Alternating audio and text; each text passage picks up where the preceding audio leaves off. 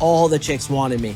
And it sounds arrogant, it sounds like I'm being conceited, but brothers, it was fucking crazy. I used to have lines of chicks who would be waiting to talk to me. It was fucking crazy. I've had girls throw me up against the wall, yelling at me because I wouldn't have sex with them. Every situation under the sun, threesomes thrown at me, foursomes. That's where I had my first foursome. It's fucking crazy. And one of the big things was perceived value. I had staff written on my shirt, literally 5 letters, boys. And girls would just be like, oh, he's a bouncer here. So whatever venue you're in, if you can be in the top echelon of value, then you will attract the women who are in that. The Unapologetic Man Podcast. So I learned a lot of different things while I was a bouncer. In fact, I attribute my time as a bouncer as to one of the reasons I got so good with women, because I got to interact with literally probably tens of thousands of chicks over those 5 years. And there were 5 critical things that I learned, all of which I'm going to share with you today. But one specific thing that I actually didn't think about when I was writing up notes for this is a lot of you guys listening are just awkward. You're socially strange. You are a little bit weird. You rub people the wrong way. You have some nerd mannerisms or like a weird energy that just puts people off. I see guys like this come into my coaching program all the time. Obviously, I can help them because honestly, largely it's in your head, your belief systems, your meta programs, your traumas, those things that happened to you as a kid. And my NLP will usually solve most of it. But one thing that a lot of pickup artist coaches don't talk about, and one thing I want you guys to consider is the sheer number of women that you're interacting with. If you're just interacting with a handful of women each month, or even a couple dozen women each month, honestly, for a lot of you guys, that's just not enough. You need to have literally thousands or tens of thousands of interactions to understand the social subtleties, the social dynamics that would otherwise go unnoticed unless you had that experience. So because I've been a bouncer for 5 years, I've had so many experiences that I can see subtle nuances that a lot of guys can't see. So when I was a bouncer, I was very cognizant of social dynamics. I was watching other people. I was seeing how girls reacted to me. And not to toot my own horn, but it was fucking crazy. It was a pussy parade, a pussy tsunami, a pussy avalanche. And it was absolutely ridiculous. I was able to experience that same level of success when I was in Arizona and then after I quit being a bouncer, but there was just something different about being a bouncer. Just the fact that you have a shirt on that says 5 letters on it, STAFF, staff, changes everything.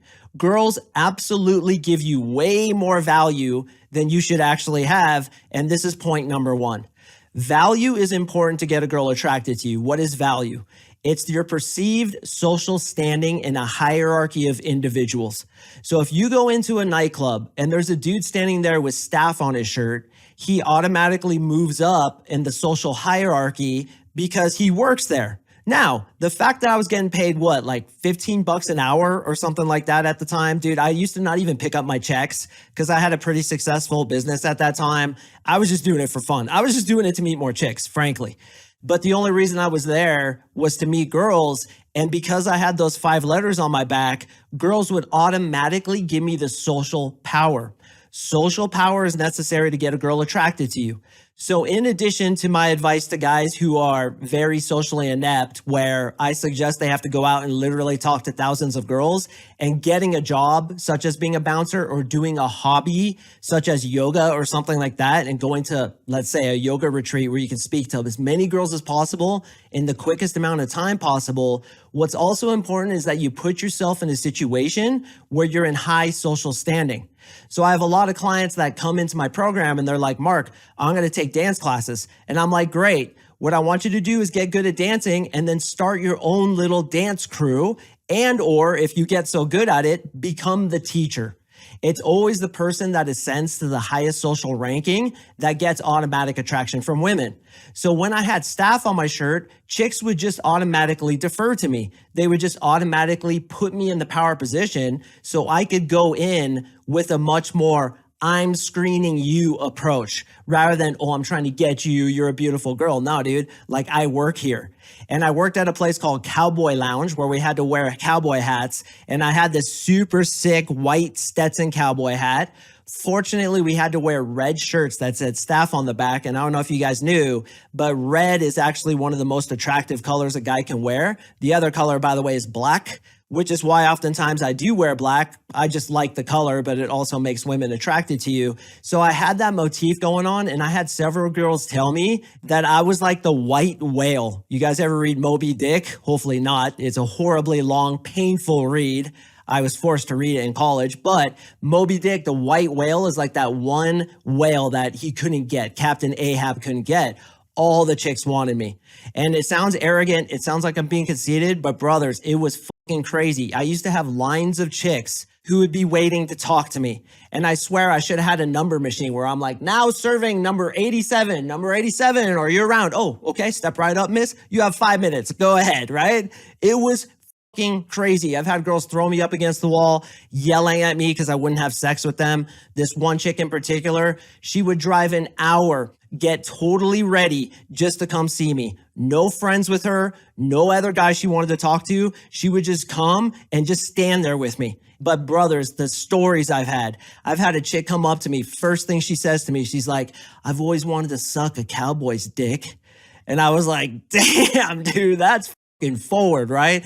I could have easily taken her into the bathroom and got some sig duck, but I don't roll like that. Every situation under the sun, threesomes thrown at me, foursomes. That's where I had my first foursome. It's fucking crazy. And one of the big things was perceived value. I had staff written on my shirt, literally 5 letters, boys. And girls would just be like, oh, he's a bouncer here.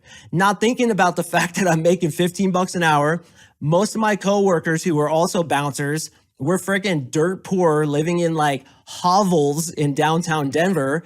It's just perceived value. So whatever venue you're in, if you can be in the top echelon of value, then you will attract the women who are in that.